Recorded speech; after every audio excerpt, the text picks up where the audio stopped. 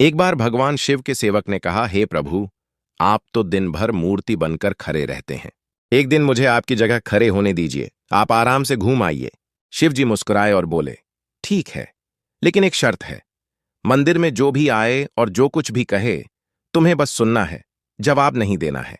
सेवक ने शर्त मान ली और भगवान ने सेवक को अपने जैसा मूर्ति का रूप देकर मंदिर में खड़ा कर दिया, ताकि वह बिल्कुल भगवान जैसा दिखाई दे। सुबह सबसे पहले एक व्यापारी आया। उसने भगवान के सामने माथा टेका और जैसे ही बाहर निकला, उसका बटुआ गिर गया। सेवक बहुत बेचैन हुआ।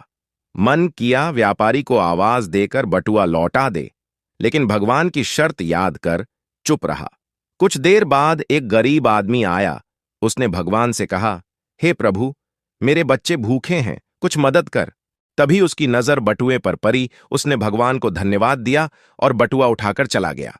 फिर एक नाविक आया और बोला, हे भगवान, मैं 15 दिन के समुद्री सफर पर जा रहा हूं, कृपा करना। वह जैसे ही बाहर निकला, उसे बटुआ चोरी करने के इल्जाम में पकड़ लिया। यह देखकर सेवक खुद को रोक न पाया और चिल्ला, परा, यह गलत है। बटुआ तो उस गरीब ने उठाया था, इसे छोड़ो और उस गरीब को पकड़ो। रात को भगवान लौटे तो सेवक ने गर्व से पूरा किस्सा सुनाया, लेकिन भगवान गंभीर हो गए और बोले, तुमने मेरी योजना में दखल दे दिया। वह व्यापारी बेईमान था। उसका बटुआ गिरना उसके कर्मों का फल था। गरीब को बटुआ इसलिए मिला ताकि वह अपने बच्चों का पेट भर सके।